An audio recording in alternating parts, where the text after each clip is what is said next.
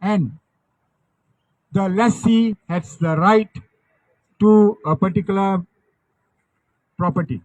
Okay, such is the notion of leasehold in most layman's mind. Was this notion upheld? Okay, was this notion upheld? Those concerned should give it a serious thought. This notion, in my view, was not upheld in the SERS exercise, the most recent one. Okay, now what we have in our midst, one is the SERS, another one is the $1 million transacting properties. Okay, every now and then in the recent months we have been hearing $1 million for a HDB flat. Okay, for some reason, if those are the market forces, who are we to say? Okay, but in my view, it is a specter rising in the horizon. Okay, it is reminiscent of all the bubbles that were built since the 1990s. It's now 30 years. Where is the respite? Every now and then, do we have to contend with such a bubble building up, getting people worked up, leaving people disappointed, and bursting and the property market languishing along with it? So, let us get a grip on this whole thing. We have to go back to our national priorities and forestall that bubble. Okay? Endeavor is good. Entrepreneurship is good. Endeavor and entrepreneurship is good doesn't mean that greed is good. Greed is bad. There is something worse than greed. Stoking the greed in another person's mind and heart and putting him in a state of desperation that what he needs for the future may slip out of his grip. The property players in Singapore, please give this a thought. Thank you.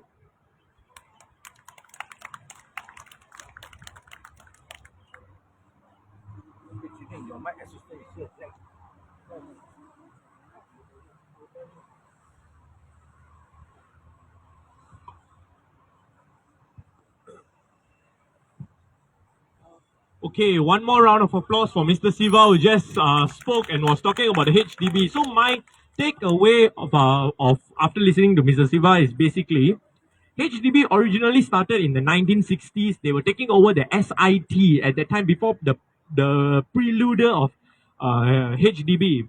It's called the Singapore Investment Trust, and they built some flats like the Dakota Crescent and all, which have since gone for en bloc. So my takeaway is basically HDB originally started as a stat board to provide public housing for Singapore, but along came the way. They were telling you things like asset enhancement is a retirement egg nest. The value of HDB will never go down. Well, I wasn't the one who said this. You can go and research who said these. These were mentioned by none other than Mr. Lee Kuan Yew and Mr. Goh Chok Tong as well in the 1990s. That HDB is a retirement egg nest. Asset enhancement, especially asset enhancement, was said by Mr. Goh Chok Tong. Retirement egg nest and it's a good investment for retirement was mentioned by none other than Mr. Lee Kuan Yew. So public housing is not to be speculated, my point. If you want to invest with extra capital or extra cash or extra funds you have, there is private property, there is industrial property, there's commercial property. But the idea of allowing HDB to be transacted in an upward curve, and now HDB price, it has become a norm of HDB prices transacting in the millions of dollars. It is not a viable policy economically and for the public's sake. And this in itself is one issue, and I would like to point out to a possible idea on how to solve the problem. Mainly, there is a land cost component that goes into HDB. So basically, right now, the land cost is about 40, 45 to 50%, which SLA, which is the government, that charges HDB, which is also the government. The way to solve it is if you bring down land cost to about like 4 to 5%, the burden of the people would not be as high as it is currently right now. Okay, with that to say, I've got next few speakers who are already ready and here. Then our next speaker is a medically trained doctor, but currently an entrepreneur. He is also an author. He wrote a book called Vision 2020 Love Singapore, and also stood at the last general election 2020 as a People's Voice candidate for Jalan Besar in the A team of People's Voice, together with Lim Tian and Mr. Leong Zikian. Dr. Michael Fang, please come up to the stage.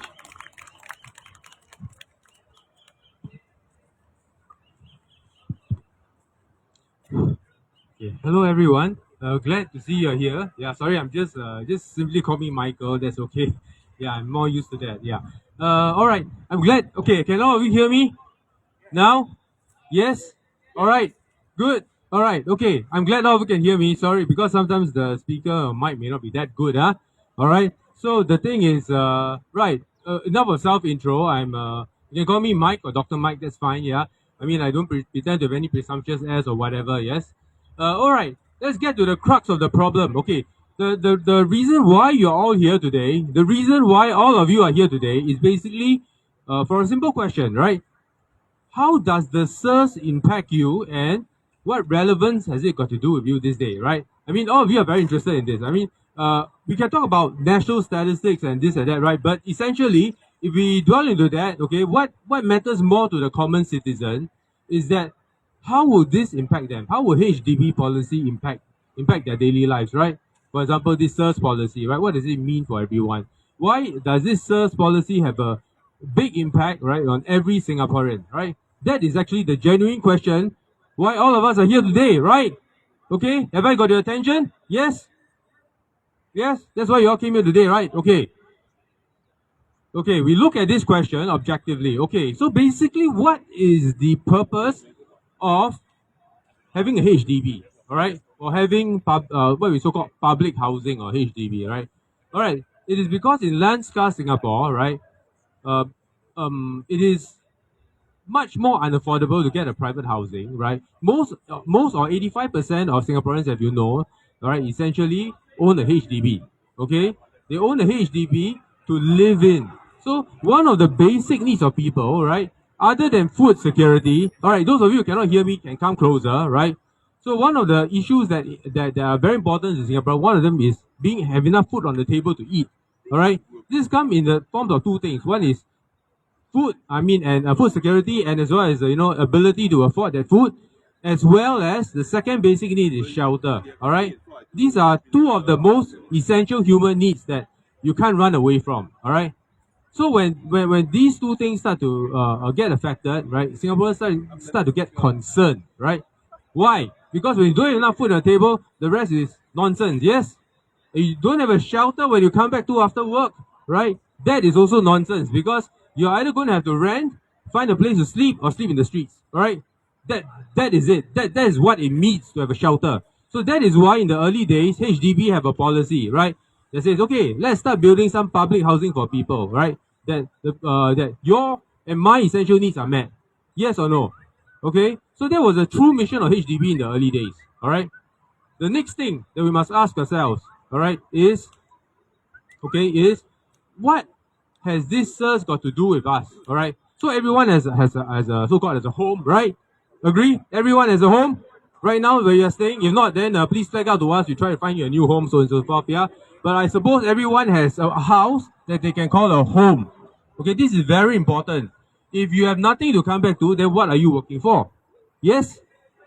So I'm going to ignore the questions on, a bit more on the national level, but I'll focus on what it means to a common man because my audience here today is a common man, yeah? And the common man wants to see food on the table and a house to stay. Very simple.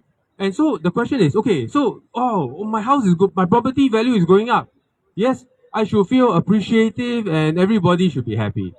On the paper, 600,000 becomes a mil. Wouldn't anyone be happy? Come.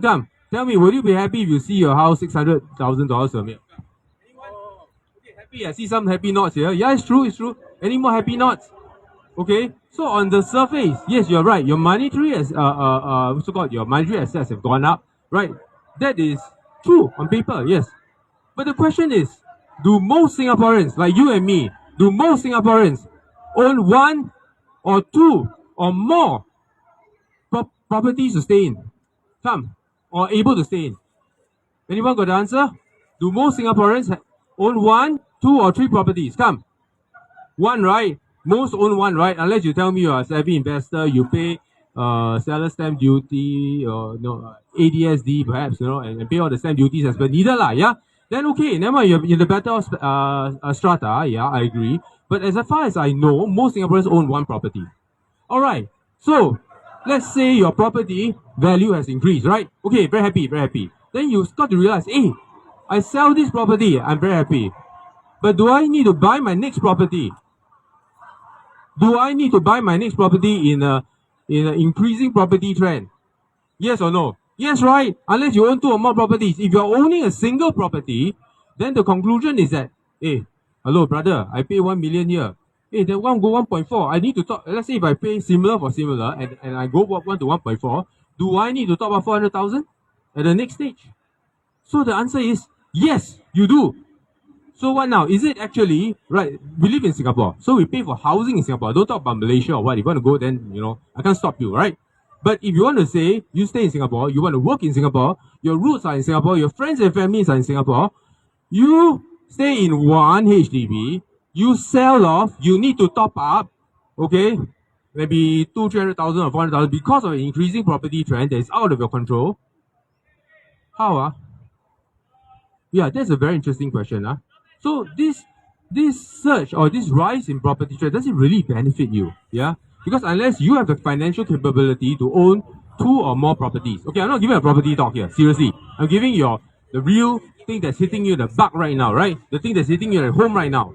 So if these things don't concern you, then what the hell? Where the place are you going to stay? Yeah? Think about it. So number one, okay, the rise in property may not be beneficial or it's on paper. But because you sell your house, you need to you need to buy another one, right? Yeah? Or unless you want to plan to live in the streets or rent forever, yeah? Of course, that's another option. I won't say that is not. Fair? Alright, so I don't really try and give unfair criticisms of the government or whatever. I try to give fair and measured balance, yeah? Everyone needs to be fair and everyone needs to know how to go on living their next stage of their life, stuff like that, yeah? It's a practicality, it's bread and butter issues for Singaporeans. That is what I'm talking about, right? I'm not aiming anyone or doing anything, but these are things that we Singaporeans, we are facing the heat on the streets. We need to know what to do about the next step, yeah? So now the SERS, okay, now when the SERS issue in Ang Mo Kio was an interesting example. I'm not criticizing, but I'm just saying that, okay, there was a few financial calculations that worked out, especially one of them was about 180 plus 189,000, something like that, to top up certain deficits, yeah?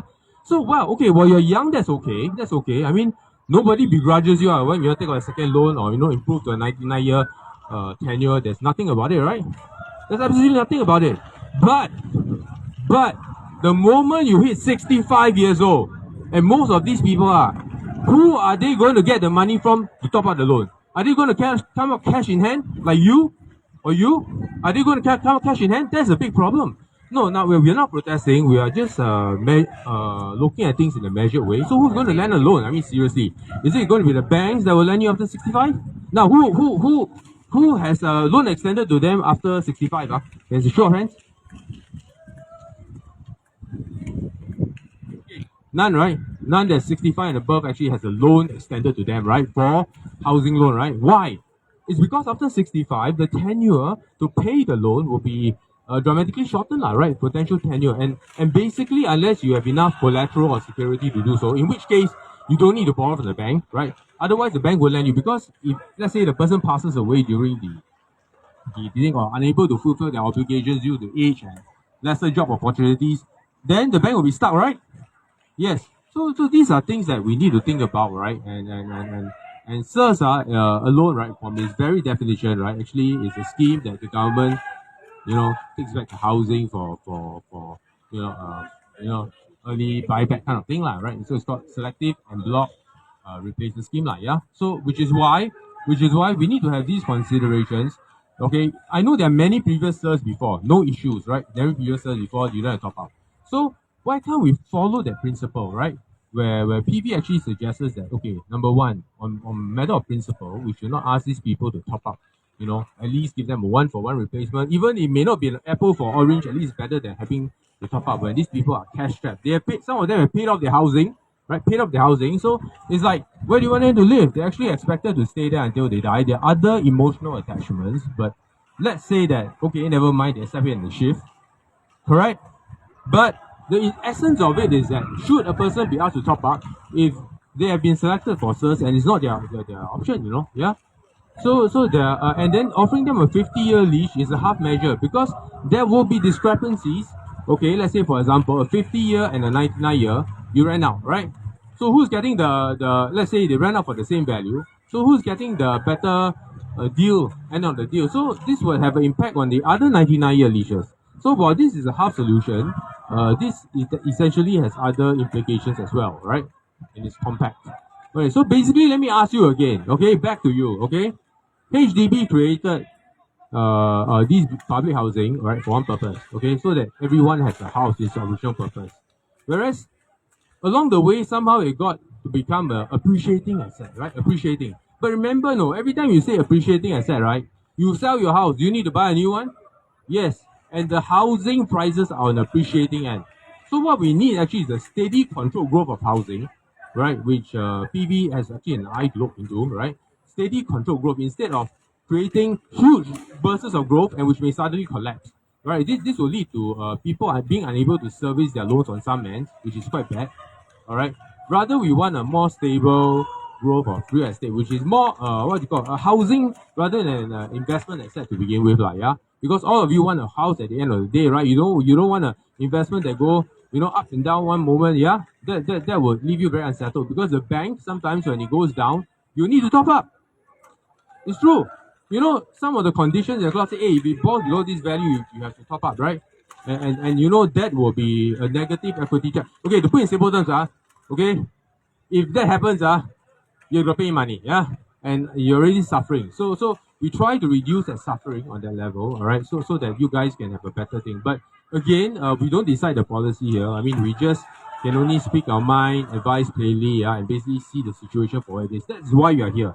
You're here to listen to our views so that you can have a better sense as well as a better idea how to get out of these some of these property traps that you're in. Okay, like for example, you know that perennially increasing property prices may not be to your advantage. All right, on paper, yes, but you gotta buy the next house. Yeah.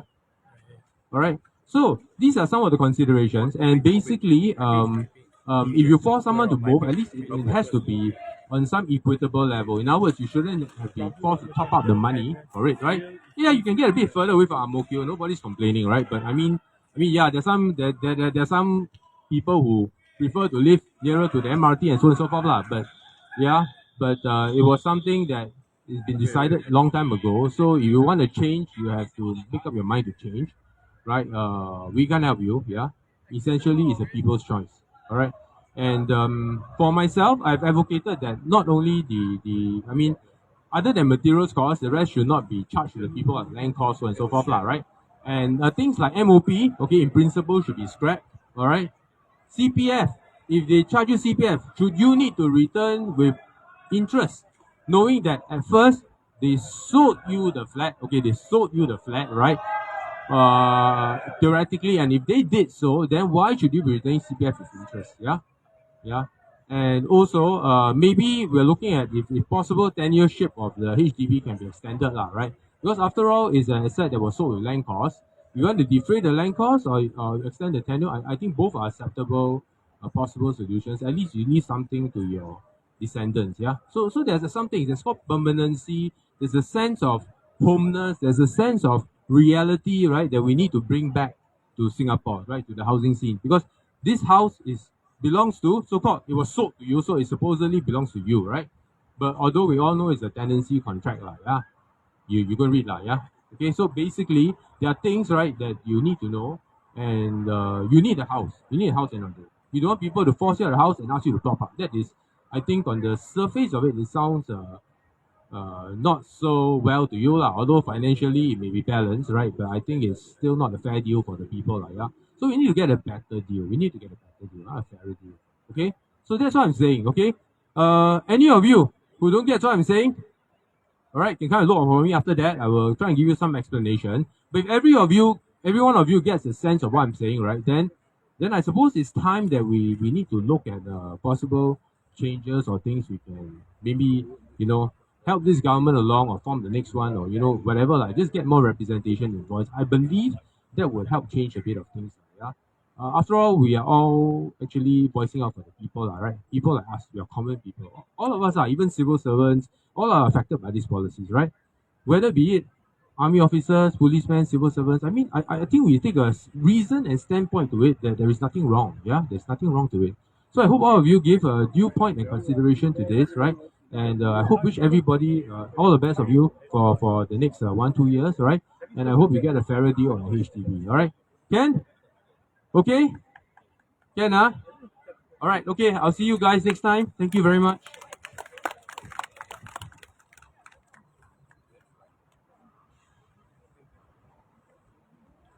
All right, everyone, I'm back here. So give another round of applause for Dr. Michael Fang. All right, you guys heard him. His point of it was from an ordinary person because, of course, HDB affects 85% of people who are ordinary folks. All right, 85% of people who lives in HDB, maybe in about 80 to 85, about 5 odd percent is landed house, and about 10 to 15% in private apartments and condos. So HDB policies with regards to SERS or VERS, a voluntary en bloc redevelopment system, which is coming in about another 15 to 20 years time, be it so, the idea of it is it affects 85% of the population, and you cannot gamble away. You can't gamble with this, like with risky moves and property bubbles created and stuff like those. In the 1990s, especially in the Asian financial crisis and the crisis of 97, that was apparent. HDB prices almost tanked, but at that point of time, the government were able to put in some measures.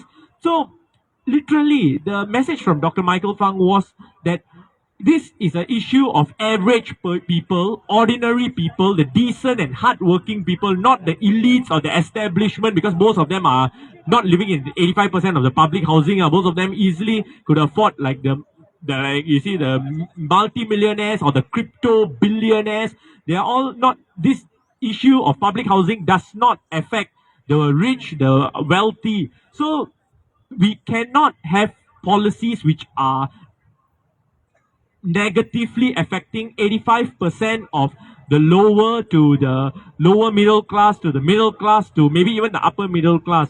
All right. With that being highlighted from Dr. Michael's speech, our next speaker is very interesting, about a 15 to 20 years consultant of consulting SMEs and literally all the government grants that is out there. This man is an expert in that subject and has helped a lot of SMEs. And SMEs, small and medium enterprises, provide 70% of employment in Singapore. So SME is the backbone. SMEs are the small and medium enterprises, like once again, small and medium businesses, like be it your neighborhood shops to product importers to service providers and SMEs, small and medium enterprises, not the global corporates or big businesses. These are not. Small and medium enterprises provide about a good 70% of employment in Singapore as far as the statistics goes. So with that being said, a man who has helped SMEs for about a good 15 to 20 years experience of an advisor, of a consultant,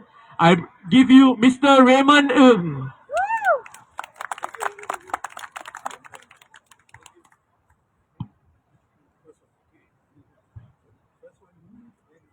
Hello, everyone. Can you hear me right? Hello, hello. Thank you very everyone. Okay, hello. 大家好. Assalamualaikum. Sorry, I don't know how the Indians do it. So maybe next time I will learn about it and then I'll talk about it. Okay.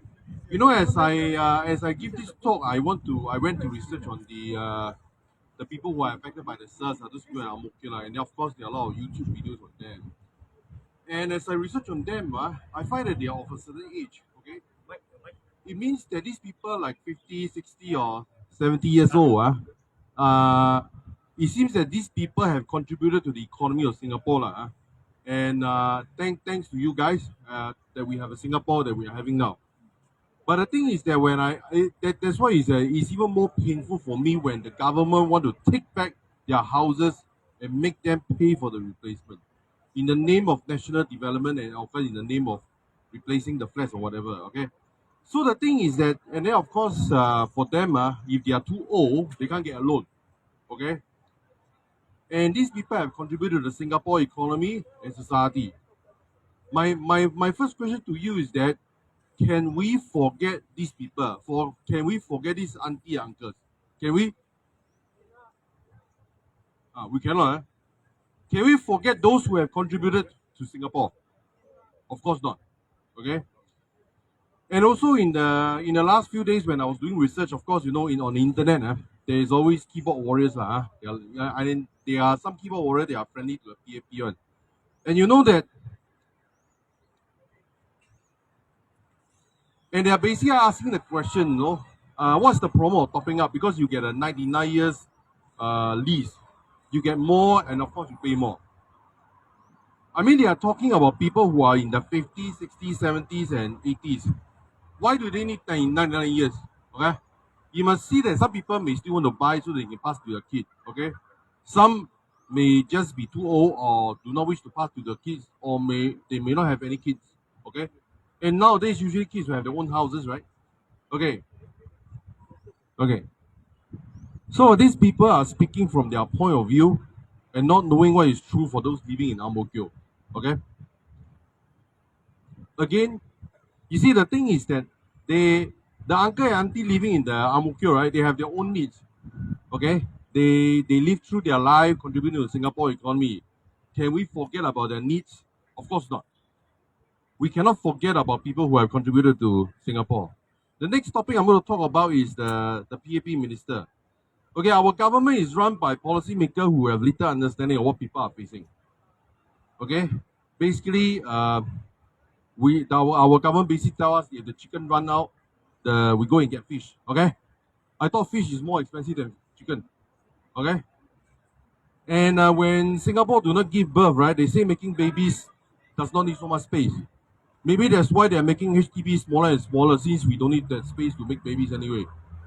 Okay, their salaries are paid by taxpayers to solve problem. Now they do not think of a solution that can solve the problem. Okay, the thing is that the way they are at now, and then of course, the minister and the MP, of course they have high pay, and then of course some of them not only just the minister or some of them not just MP, they have other jobs also. Okay, so can we forget about our auntie and uncle? The answer is no. Okay, can we forget about those who have contributed to Singapore? Again, no.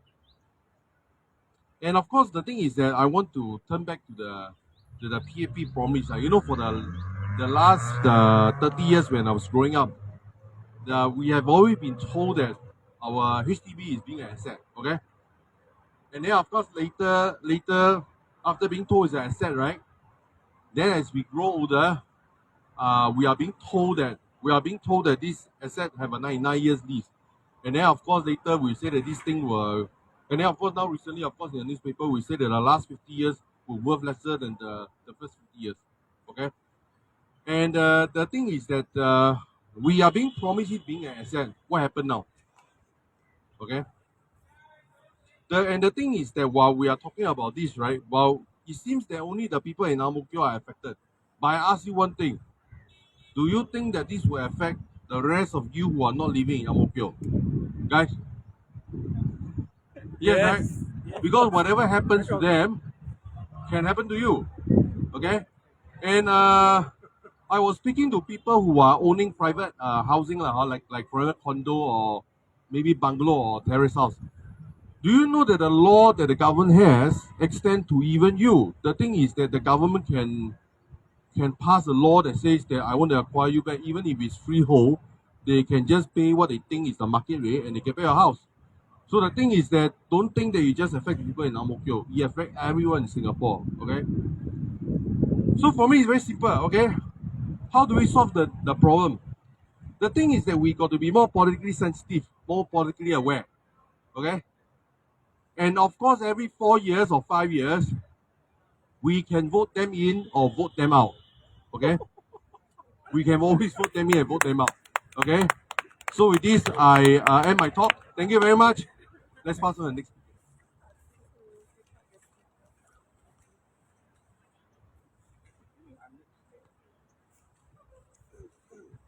So, fantastic, short, sharp speech by Mr. Raymond Ng, who brought up the key point is the key takeaway from Mr. Raymond Ng's speech is every 4 or 5 years we get to vote them in or we get to vote them out. That was, I like that, especially hilarious. And that being said, the idea of the importance that what Raymond brought up in his speech is that this Ang Mo Kio SERS issue, that it is not specifically SERS issue or it's not specifically affecting people in Ang Mo Kio. As a broader policy, it could affect HDB 85% HDB dwellers all across our island. One. Number two, extended. If it even if you hold leasehold or freehold property, the government can pass legislation to what they deem as a fair market practice to get to acquire your private property, be it private leasehold or private freehold property to get back. So before we go on to the next speaker, I will hit out on certain key points on HDB, especially after Raymond's speech. Some things that triggered my mind. Okay. First, they told us HDB was an asset. Now they are telling us that HDB cannot be, the first 50 years, the last 50 years will be lesser than your first 50 years. So what they promised us as an asset, the question to ask is it turning out to become a liability? Remember, you are paying for your HDB with your CPF. And at the end of 99 years, it's a possibility that it goes up in smoke. So let's say someone who is young, who is buying a $1 million property, which is already half the leasehold gone. All right. Right now, I'm seeing in the trends right in mature estates about 40-year-old to 50-year-old HDB flats transacting just because the location is good for about $1 million. But the person buying it might be reasonably young. All right. What happens when the lease runs out? Are we going to depend on a littered fuse time bomb that, or you are playing musical chairs, you are just going to sell or pass it along to the next person and the next person, and when the music plays it is fine, when the music goes off and you're the last one holding on to the HDB, when the lease runs out it goes up in smoke. I hope this is not the issue, and I hope this is not the case going forward for people who are in my generation, I'm already in my mid-30s, and maybe even the younger people who are in their 20s right now. So while our next speaker is preparing, I would like to make a brief introduction of our next speaker. Our next speaker is a mother of two, almost becoming a mother of three, and very well known for the past 8 years or more, being involved well into her early 20s. She was involved politically as well as a social activist on issues of CPF. And CPF is very intertwined with HDB. You use your CPF, which is meant for retirement, to pay off for your public housing, which is HDB. At the end of 99 years, you might not be left with much CPF, given that the price of the HDB is ever rising and there is a minimum sum policy of the CPF. So how are you going to retire? And at the end of 99 years, the HDB possibly goes up in smoke. The value goes up in smoke. By then, you might not have any CPF left. This is a very dire thought, and that comes to the mind. When our next speaker is very synonymous with CPF, or actually more of return our CPF, hashtag return our CPF. Everyone will know who is our next speaker. That being said, do not be fooled by the size of our next speaker. You know, they say all the big powerful punches and all the big powerful pressures and all comes from the smallest of packages. With that to say, I introduce you none other than Miss Han Hui Hui. Please come up on stage.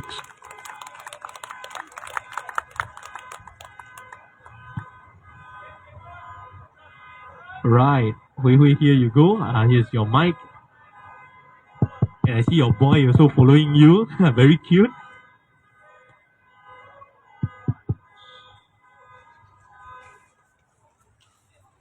Good afternoon, everyone.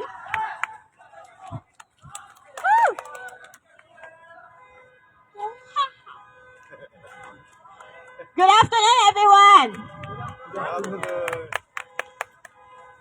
下午好。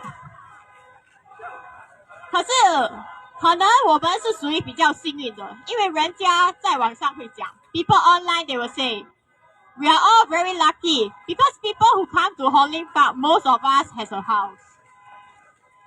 But some people will say, what about those who are homeless? Why are the people who are really homeless not the ones who are coming to Lim Park? Because they are busy finding a shelter. Busy finding where can they stay tonight, whereby they don't need to have spikes on the benches or metal poles, metal bars at the benches. To foreigners who come to Singapore, they think that our government is decorating the benches very well. They bothered to put handles, they bothered to put spikes. But is that true? No, that is not true. They are just trying to solve the homelessness issue that the public can see. But is it really solving the issue? No, it is not. It is hiding the issue by hiding all these people who are homeless. 政府不是真的帮助人民，因为现在我们知道越来越多，超过几千个新加坡人都无家可归。如果新加坡的房屋政策真的这么好，新加坡人不用变成无家可归。按照人民无厝会使徛，爱去徛路骹，有马打来，一人就爱走。Then they will have to tell people that they are actually caring for the citizens. Because our public housing is affordable. Our public housing has a lease of 99 years. But this lease of 99 years is not secure at all.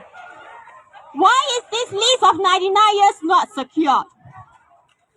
Because the government can come up with policies such as SERS and such as VERS to say that they want to take back your land immediately. They want to take back your public housing immediately. And if all else fails, there is still the Land Acquisition Act.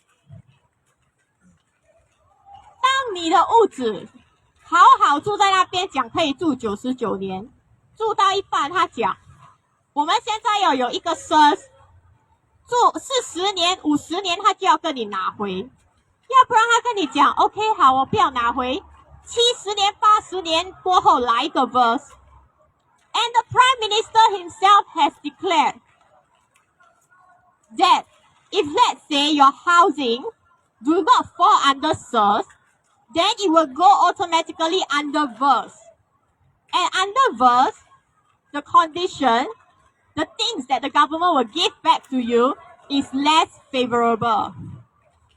If under SERS, the condition is already unfavorable to the extent that so many people are complaining about it, to the extent that people can't afford their medical bills, they have to rent out their house and live elsewhere by telling them that they are going to assess how many people has fainted and almost died.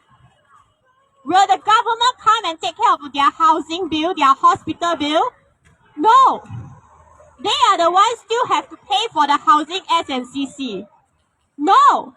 These people are still the one who have to pay for their own medical bills. And how do elderly pay for their own medical bills when they are not working? So they stay in their Ang Mo Kio flat for long. They rent it out because it has passed the 5 years of MOP.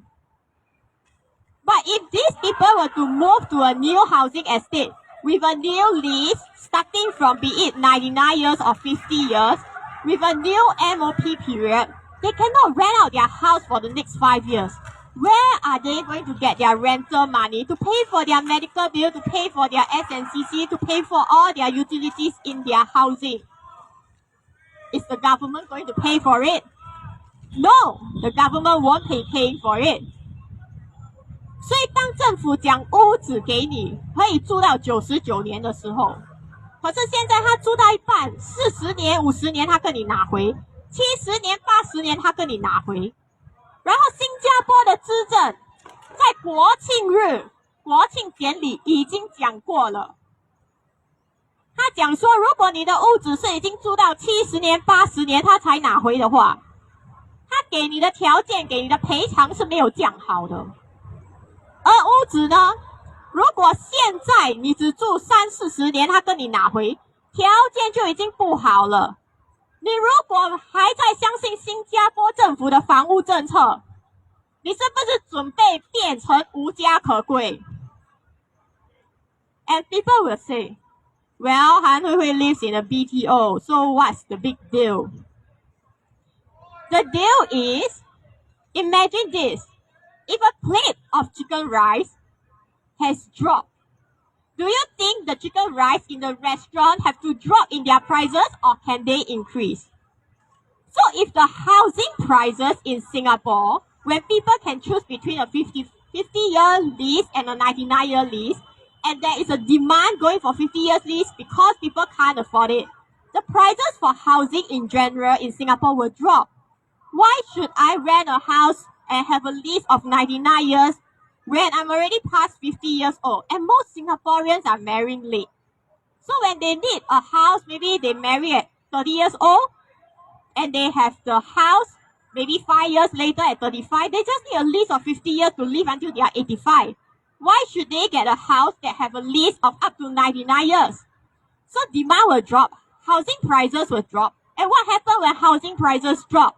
Singaporeans will have to suffer. Because when you try to borrow money from the bank and your house is worth nothing, then you have to fork out cash. And if you are old, you cannot get your HDB loan. You have to go to get private loans. And private bank won't want to lend old people money. So what do all these old people go to? They go to the street and become homeless people. Did the government think about this? And they say, don't worry, in that case, we don't take the 50 years loan. Everybody should take the 99 years lease. But if everybody is going to sign and take the 99 years lease, then why is the government saying that they are going to come out with a 50 years lease, and nowadays they keep saying that we are going to right size people's houses? That is not called right size. It is just called downsize.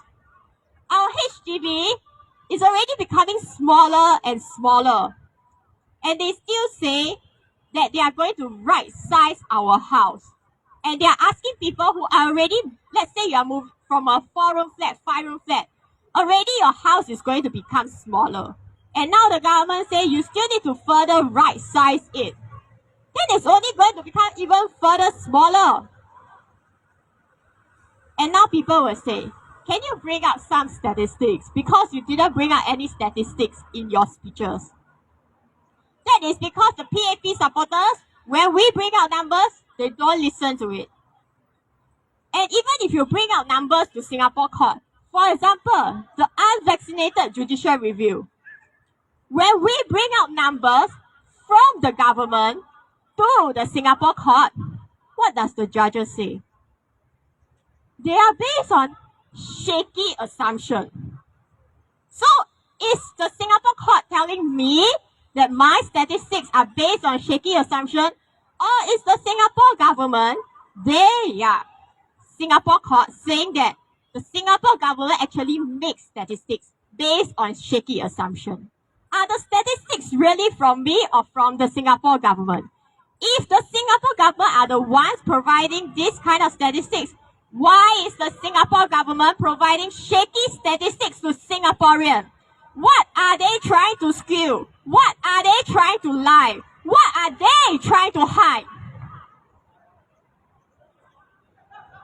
And they say, you should always trust the government. If the Singapore court can't even trust the Singapore government statistics, then how do you expect Singaporeans to trust the government?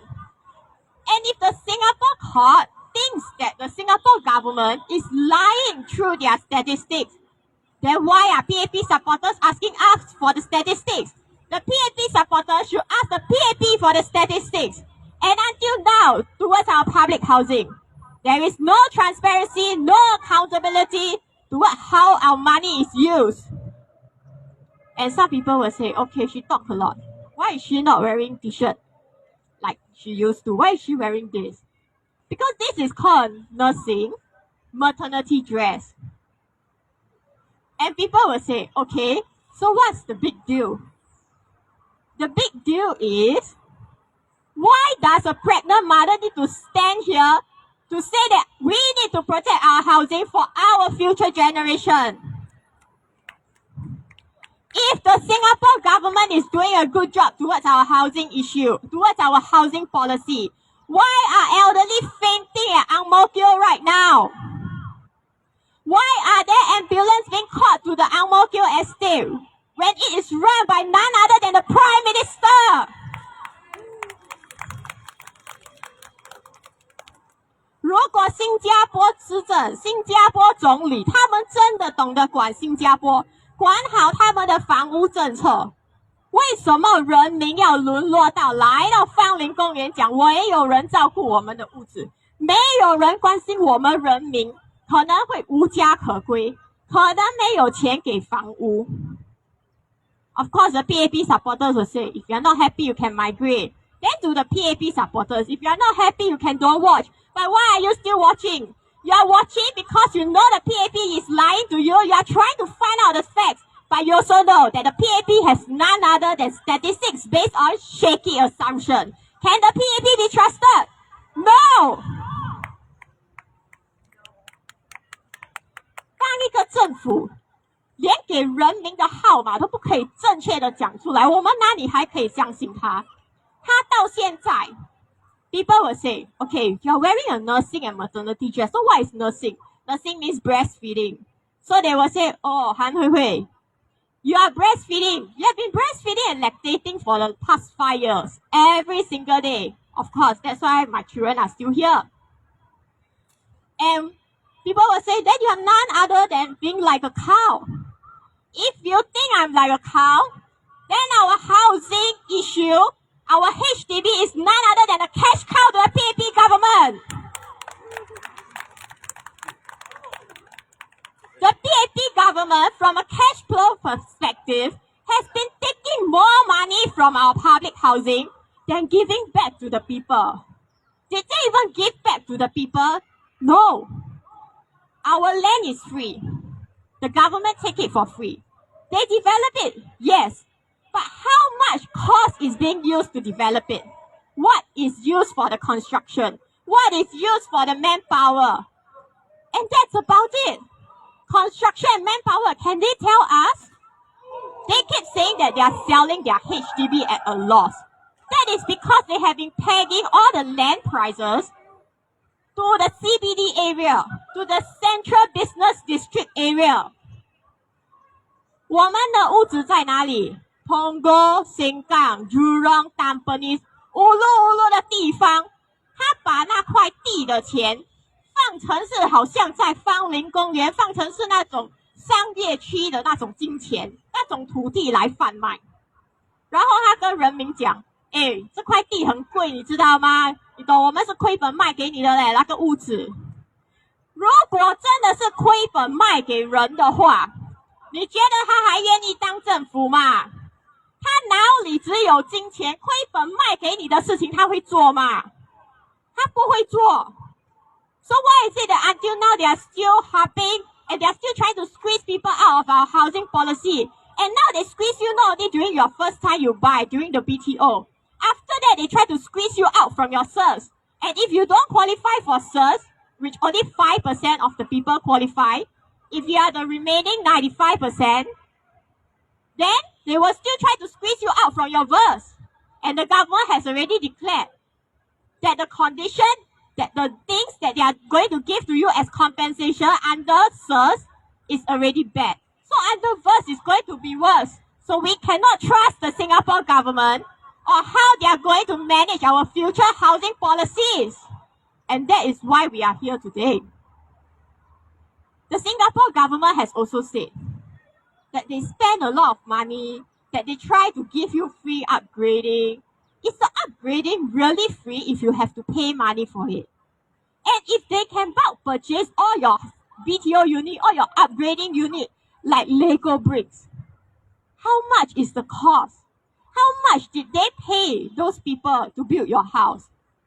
For example, our SNCC, they collect billions of dollars. Billions. But are they giving the cleaners like $10,000 a month, $100,000 a month? No. They are giving themselves billions of dollars a month.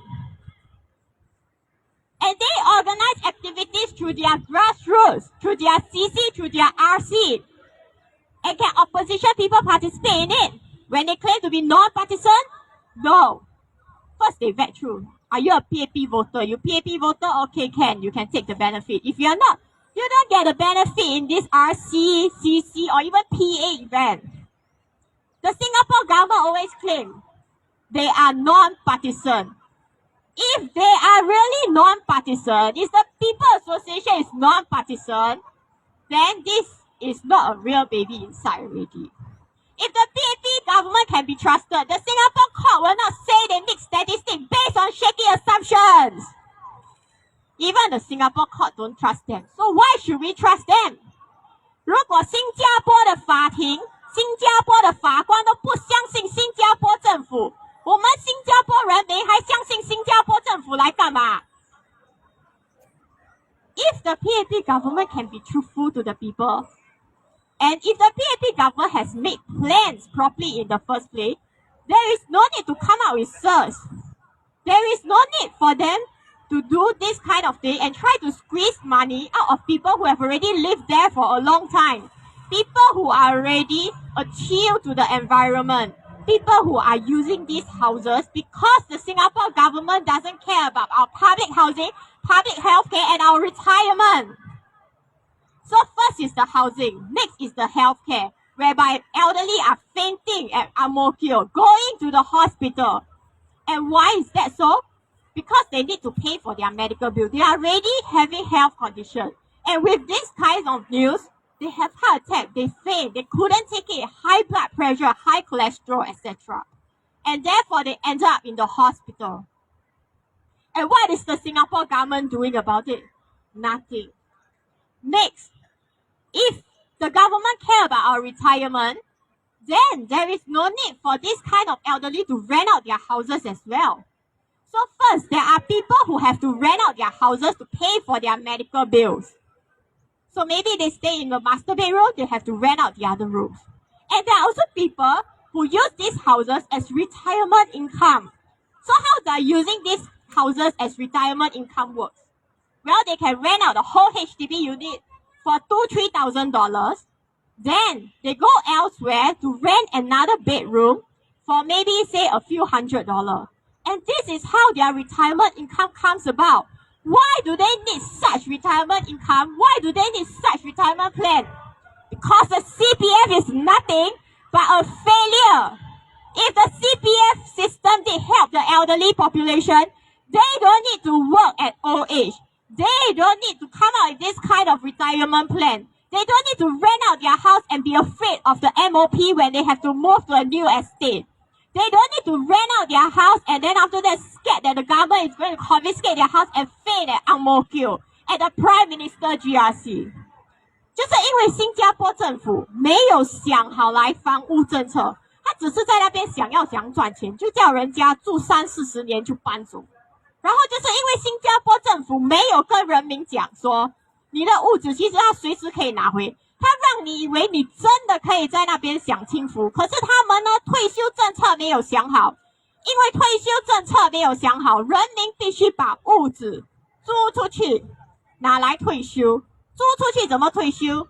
有两种，医药方面，有些人可能住在主人房，他们在那边调自己的身体，然后他们就把其他的房间租出去。另外一种是怎样？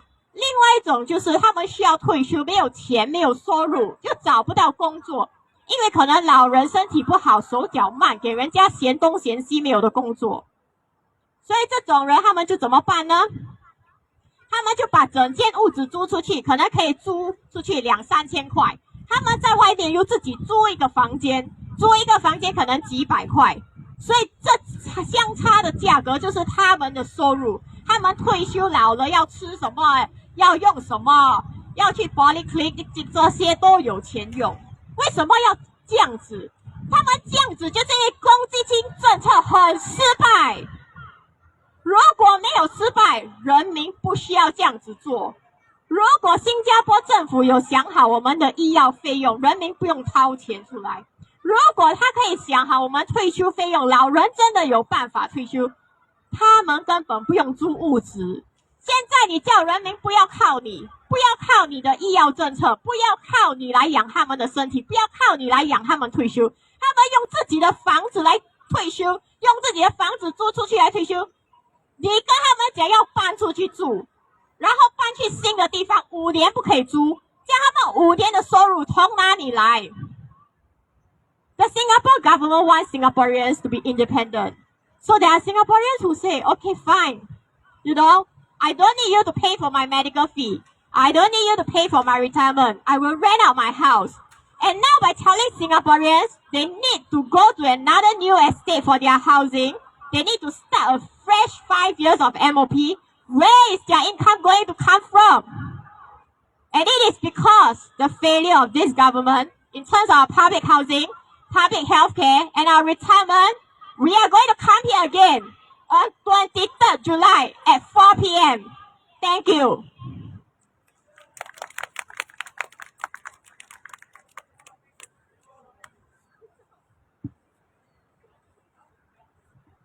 Thank you very much, Hui Hui. That was fantastic. And give a round of applause to Hui Hui and her 2 children who joined her as well. So, you guys heard that on the 23rd, we are coming back here again. And that is our 8th anniversary of Return Our CPF event. Which 8 years ago, Han Hui Hui and a few others, including myself, spoke here. At that point of time, the CPF ever rising minimum sums and ever rising year on year, the minimum sum was rising and retirement age was rising, and that was an issue that we brought up 8 years ago. From then to now, hardly little or anything has changed. So that is the 8-year anniversary of Return Our CPF. We are doing on the 23rd. We will be back here. Today's primarily topic is HDB or public housing as well as SERS, the selective en bloc, but a lot of CPF being brought up because CPF in itself, it started as a retirement fund or pensions fund, but strangely that was used to finance HDB, our public housing, and along the way CPF, which is our pensions, was used to finance healthcare. So all these three is linked basically. The CPF, public CPF, which is our pensions, public housing, which is our HDB, and public healthcare, which is our government hospitals. All right. So be sure to come back here again on the 23rd. Before I introduce you to our next speaker does not need a lot of introduction. Very famous, former radio show talk host, Chinese radio show, most popular talk show host. Apart from that, was in his youth years was a RI, comes from RI, and was very into sports, all the racket game sports. Record that he set still stands today. And as well as in later life, he was known to be former chairman and president of professional bodies, as well as he has got a few more, I think about 3 master's degree and 2 bachelor's degree, and as well associated with places like University of Harvard and stuff. So you all know who I'm talking about already. But anyway, Mr. Leong Zihian, please take the stage.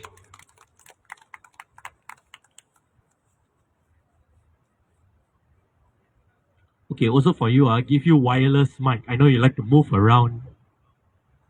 为什么我们那么贪心？卖主物已经赚很多钱了，现在 SERS 也要赚更多钱，为什么我们这贪心 ？Why are we so greedy? From the grapevine, an uncle was hospitalized from this SERS situation. So upset that he fainted from hearing the news in market and had to call ambulance. He fainted again when HDB officer came to talk about 50-year lease and hospitalized again. Now he's back home. 2 days ago, in the Today online news portal, and I quote, "But based on today's interviews with residents, some remain in a state of shock and anger to understand, accept, and decide what they should do next. Last time means damn lucky you kena SERS. Now means very suay lah if you kena SERS. Last time give you money for SERS. Now ask you pay money for SERS. If no money, you in tears. If you can't get housing loan, you fear.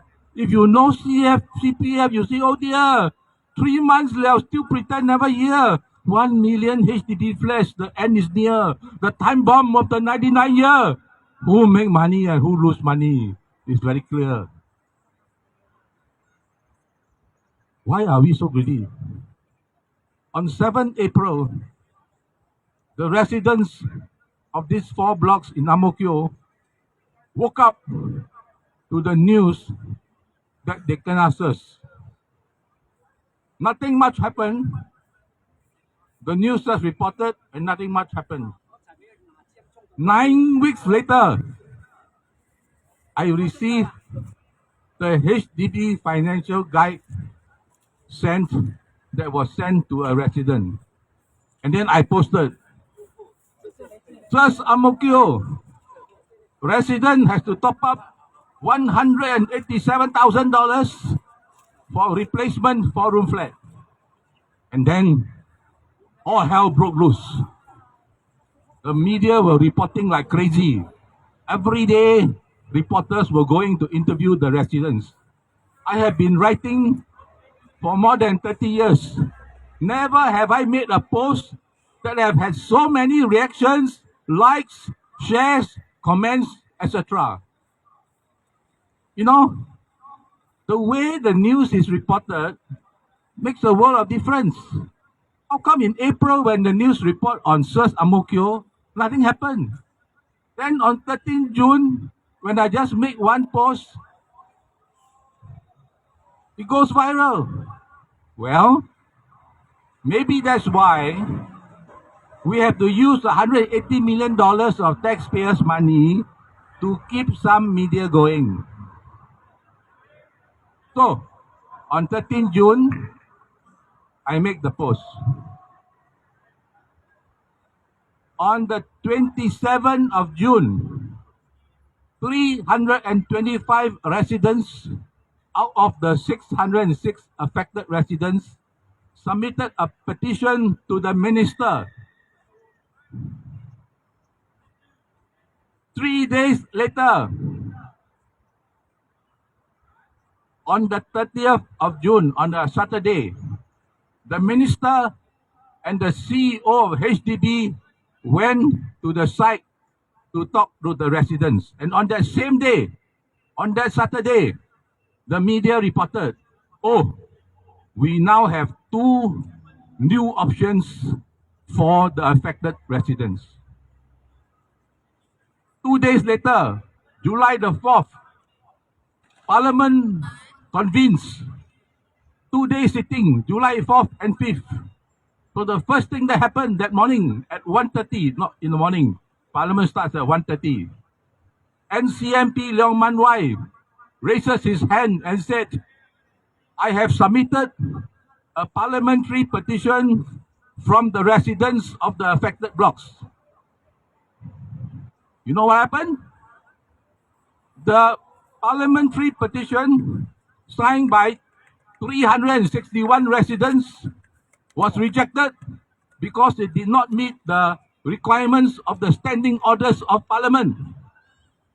9 questions were filed on Amokyo SERS. Not a single one of these questions were debated in Parliament. Why?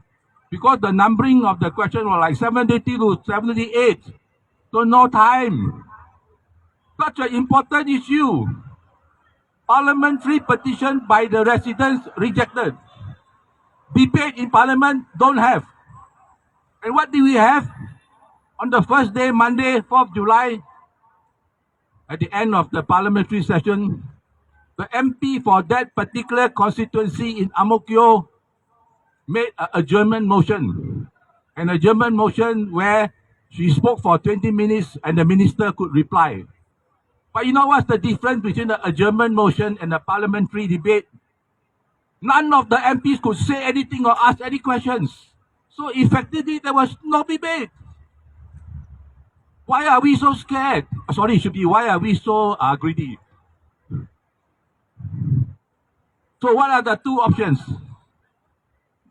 But before that, you have heard many of the speakers say, it came as a shock to the residents of Amokyo.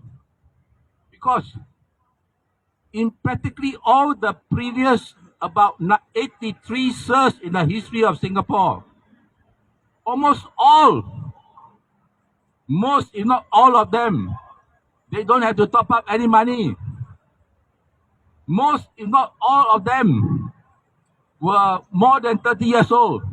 And so when it was said in Parliament on 4th July, say, the May Marsiling one, 1 month after Amokyo SERS, no need to top up because it's different.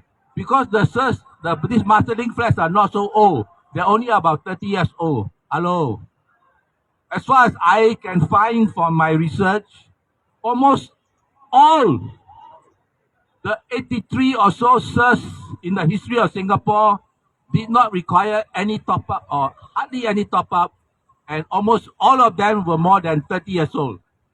Like Han Hui Wee said earlier, if this is not shaky statistics, I don't know what is.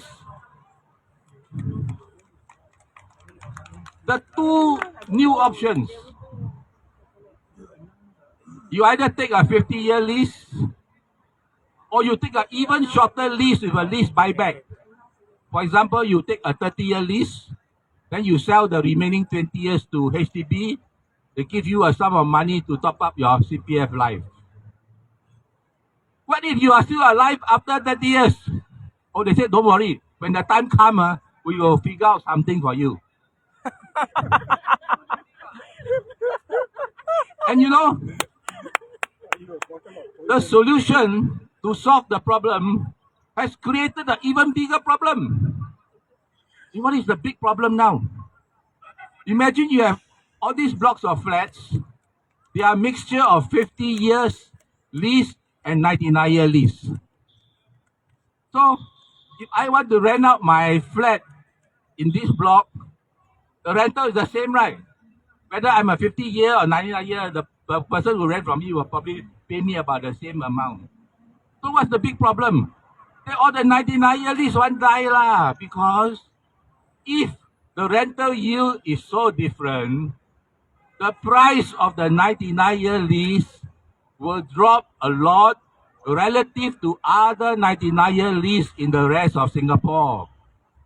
Why should I pay roughly the same price as other places if I'm buying a 99-year lease in the new Amokyo site when the 50-year lease, the rental yield is so much higher? And so you see, one boo-boo creates a bigger boo-boo. And the latest is an even bigger boo-boo. They say now they are considering allowing the 50-year lease to be extended. So maybe later you can extend your lease, or the person who buy from you after your MOP maybe can extend the lease. Try to make the 50-year people a little bit happier, but you are actually making the 99-year people even more unhappy. You see, we are what in a situation of no win for anybody. Hey, it's more than 3 months already, no, still no solution. Why are we so greedy? Thank you.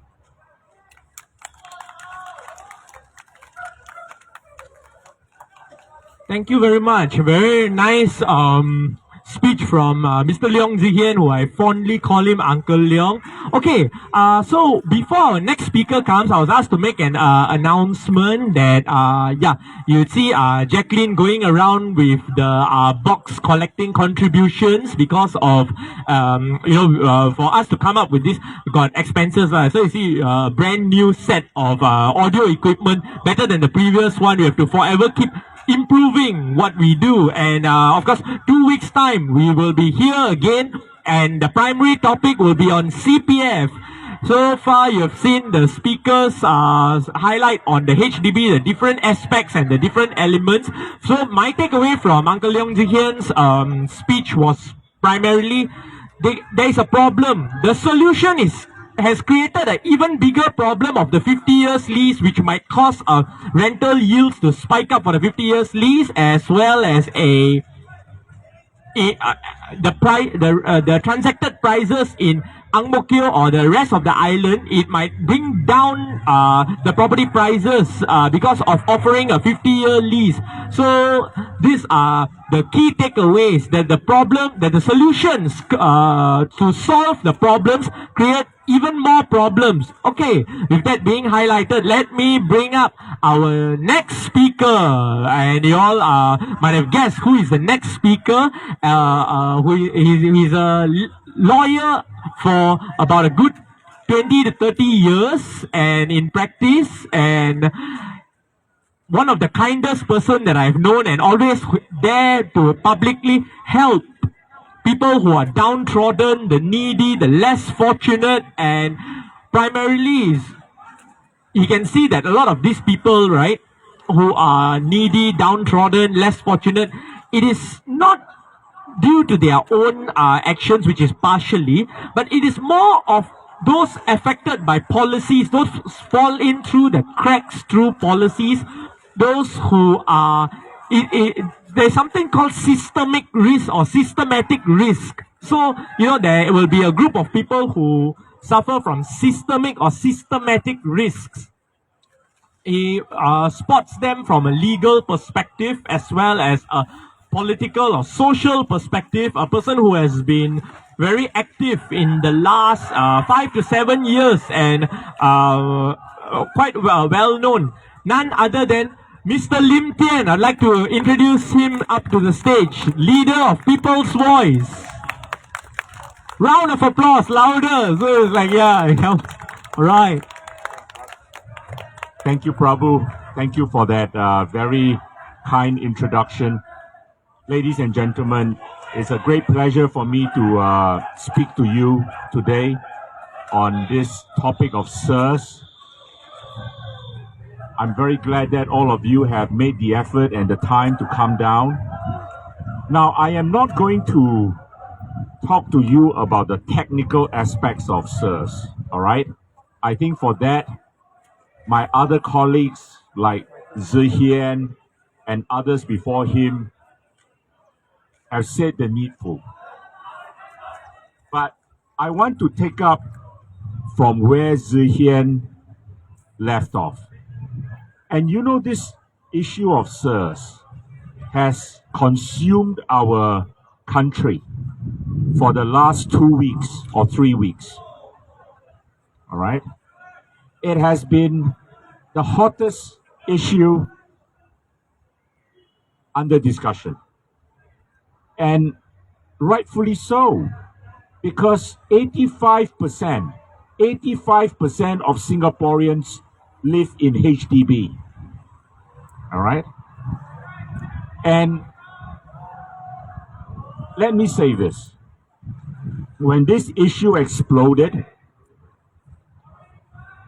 you would have thought that at the last sitting of Parliament, which was earlier this week, there would be so many questions asked.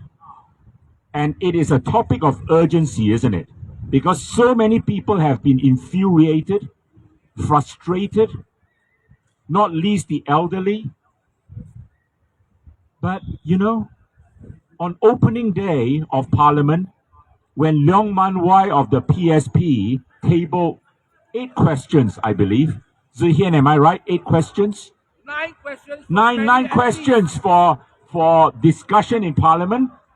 You know, he was met with the answer by the Deputy Speaker, I think, that procedurally there was something wrong and that the clerk needed to check whether the petition submitted was in order. You know, let's not stand on ceremony, my friends. Parliament is meant to be a forum where important, urgent matters of the state are discussed. All right?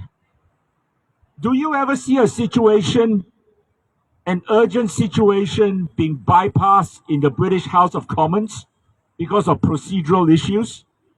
All right? Do you see the Speaker or the Deputy Speaker saying there, oh, yeah, you know, let's wait and see if the clerk thinks that your motion is in order or something to that effect? That is not what Parliament is meant to be. And I thought that on the second day of Parliament, they said for 2 days only, yeah, this week, okay? And remember this, our parliamentarians are paid a handsome sum of $16,000 a month. And you compare their sitting time to what parliaments in countries like the UK, Australia, and you realize that the sitting time is minuscule. All right? And on an important topic like that, they don't want to answer the questions. What do they do instead? They have Desmond Lee give a ministerial statement. And it seems like our ministers these days are experts at giving ministerial statements, but not answering the questions directly. You know, a ministerial statement is a pre-prepared statement, all right? I don't know whether the minister prepares it himself or whether the civil servants do a lot of it for him. And of course, you are not going to have the detailed discussions. Unlike when you have to answer specifically to a question. And you know who was the missing person in this whole saga? Wasn't it the Prime Minister? But this incident, this fiasco, I would say, occurred right in the heart of his constituency. And if you go to central Ang Mo Kio, I think you can even see the 4 blocks of flats there. All right? So, I will say this. I think Singaporeans have every right to be disappointed, to be disgusted, that on such an important topic, the people's representatives did not see it fit to address the issue. But next, ladies and gentlemen, I am not going to touch on the technicalities, but let me say what I think this whole saga has illustrated. This whole saga has illustrated what many residents in Jalan Besar GRC and Tanjong Pagar GRC told me this morning when we did a walkabout at Pekyo Market, where we brought our Bread for All program there. And so many residents came up to speak to me. And you know, from what I could gather from them, the golden thread is this. People no longer think that Singapore is a fair country. And isn't that the problem with SERS? With this particular SERS, when you are being forced to move, you would think, as one lady put it so beautifully in that video, which went viral, which I posted and went viral, give an apple for an apple. All right? Don't give me a replacement flat when my flat is within walking distance of the MRT. Don't give me a flat that is completely different in location, which is not so convenient for people to walk to public transportation. Yeah? And then what do you find? You find the HDB and the government scrambling for a solution. You know? They come up with a 50-year lease. And then I don't know what, as Zhi Hian explained earlier, 30-year lease with a lease buyback or whatever. Now, don't you think it is fair if you propose this SERS that the person, especially the person who has paid up fully for the flat, should be given an equivalent? And definitely, when you have 361 people or thereabouts signing a petition, it means that people don't feel that they are being treated fairly, right? But that is the problem with this government, my friends. Because I can say this in all good conscience. For the last 25 to 28 years, the government of this country has been distilled down to dollars and cents. Yeah. Everything is about the bottom line. Everything is about dollars and cents, which is why you have this row going on. If I am supposed to get an apple for an apple, there should be no problem. But then you start having this government tell people, oh no, it's because the replacement flat I'm giving you now is actually more valuable than what you had previously. My friends, you know, when you distill government into dollars and cents, you are going to get a very disappointed citizenry. Yeah. And it is not just SERS. You look at the issues that confront our nation today. You look at the grouses of Singaporeans who have been displaced by cheap foreign labor, priced out of the labor market in their own country, many of whom are so well educated, but can't find a good job or are underemployed. You know, a country is not meant to be a transit hotel, all right? Let me tell you this. The constituents of a country are the citizens. It is no use making male citizens serve 2 years in the army, expecting them to fight when they feel disappointed that their government is not looking after their interests. And I say this, when we face a real war, will we be able to summon the indomitable spirit that we have witnessed from the Ukrainians? Totally outgunned, outnumbered. But they have not been run over, have they? All right? You find their well-known figures, models, champion tennis players, champion boxers, who could be in other parts of Europe earning millions of dollars, coming back to defend their country. And I ask you a simple question. When the government doesn't fulfill its obligations and its role to the citizens, do you think that the citizens are going to be committed to the defense of this country? I could go on and on. All right? But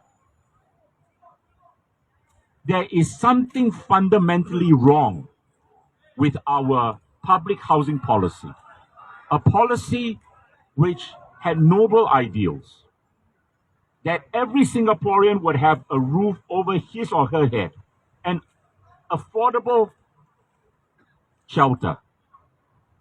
And now, now you have HDB selling for up to 1.4 million in Henderson. The other day, a unit in Yishun transacted for 1 million. This is just a few of quite a number of cases now. And Singaporeans are rightly worried, aren't they? I mean, do you know that 35% of Singaporeans, and I'm going by the statistics provided by Zihian, 35% of Singaporeans either take home less than $2,400 a month or are unemployed. If your HDB is going to cost 1 million, you tell me how many years that Singaporean has to work if he's to buy that property. So your housing policy is completely out of whack. All right? But this government doesn't want to recognize the problem. All it is prepared to say is, oh, this is the free market at play. Let me tell them, there is no such thing as a free market without regulations. Do you think you can buy a HDB property today and flip it tomorrow? You can't, right? You've got to satisfy the 5-year MOP, the minimum occupancy period. So what free market are we talking about? Every free market has rules and regulations. And if you want to conform to the original HDB mission, you must have rules and regulations. But instead, over the last 25 years, HDB has become like a casino, a platform for people to make money. All right? And I tell you, I say the person I put the blame on is Goh Chok Tong because of his so-called asset enhancement program. This is a serious problem, my friends. At the rate we are going, at the rate they are importing foreigners in to our country. And you know now what is happening in Hong Kong? The professionals, many of them are flocking to Singapore, right? Because everyone can't stand what the Chinese government is doing in Hong Kong. So a few weeks ago, when I tried to reserve a table at a Chinese restaurant for dinner because I had guests, you know what? I couldn't get a table. I called up several well-known hotels and restaurants. Everyone was packed. Yeah, we have an influx. We have an influx of foreigners. And that is driving up our housing. And it is pricing our Singaporeans out of the housing market. I will never forget what a Canadian classmate of mine told me 30-odd years ago now, when I was doing my master's. She was already a practicing barrister, an advocate, a lawyer in Vancouver, her hometown. And she complained to me.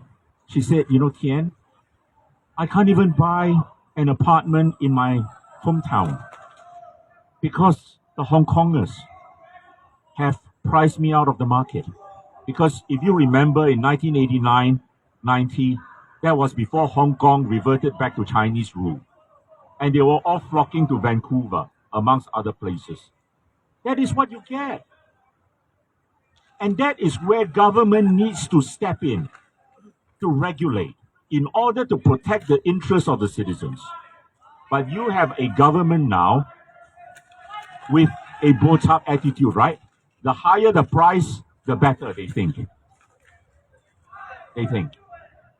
But we are going to have a serious problem because, my friends, our wages are not increasing that fast. In fact, I believe our wages have stagnated for a very long period of time. So, yes, SERS is a big problem.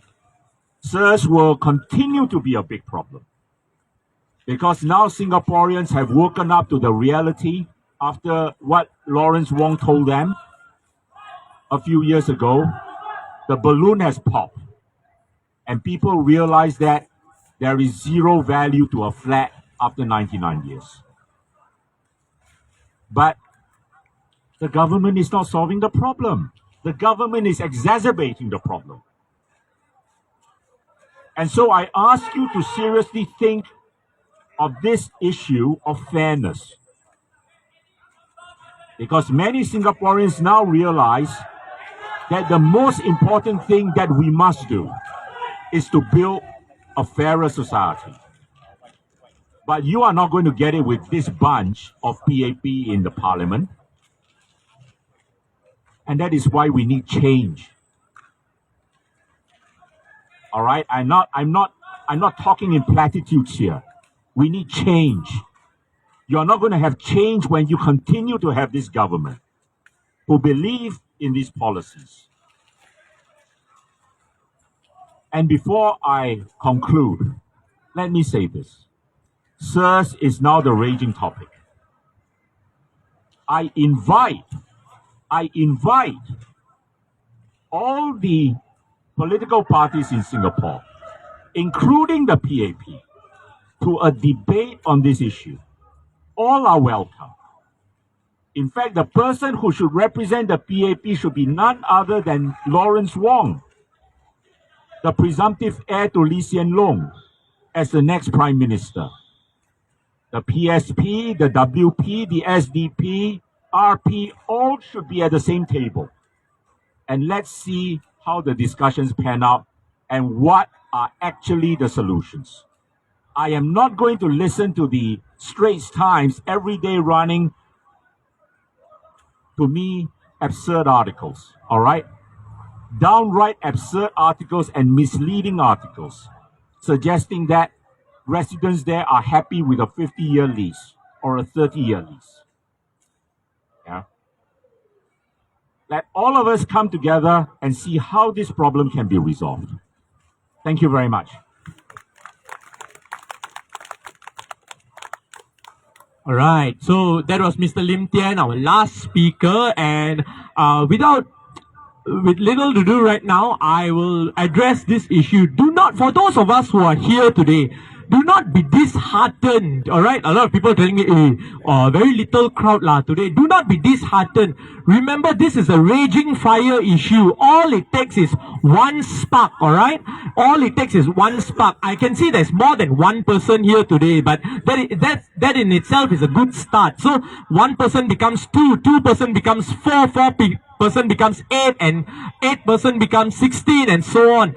Be sure to spread the word and the message out to your friends, your relatives, your colleagues, your neighbors, and whoever who you think would be affected by the HDB issue, as well as other policies. Remember, it is not just the HDB issues. Things like GST is coming up as well, and that is going to add to the cost of living.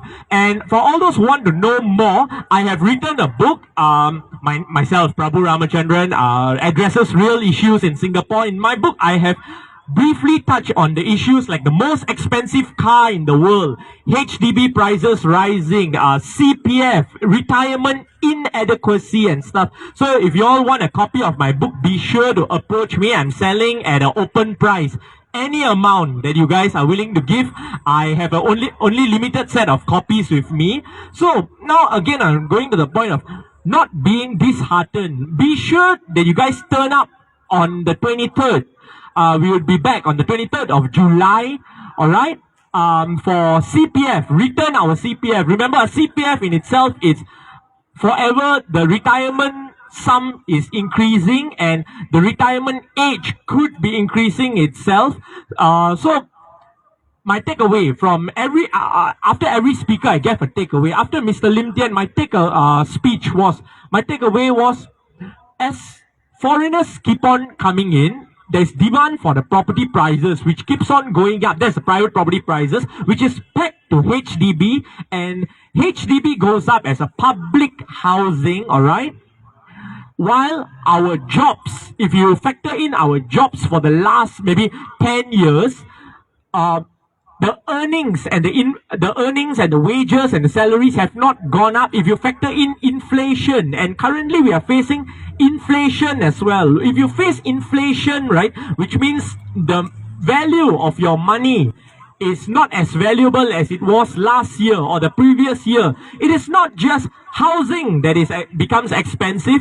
Basic necessities all over, from food, from water, from electricity, from transport to fuel, all of them become more and more expensive. But the only thing that is not keeping up with these expenses or basic necessities of living is our wages or our salaries. Well, of course, apart if you're a minister or MP, you're paid more than enough in Singapore, but most of us are not. Most of us are average, ordinary people. So with that being said, I will conclude this event. And once again, be sure to approach me and be sure to follow my Facebook page as well. My name, Prabhu Ramachandran, addresses Real Issues in Singapore. That's my Facebook. And feel free to approach me for copies of my book, which I have limited copies right now. So I conclude the event. I hope to see you all on the 23rd. Back here again, same place, same time, 4 p.m. on the 23rd July for Return Our CPF. Thank you very much.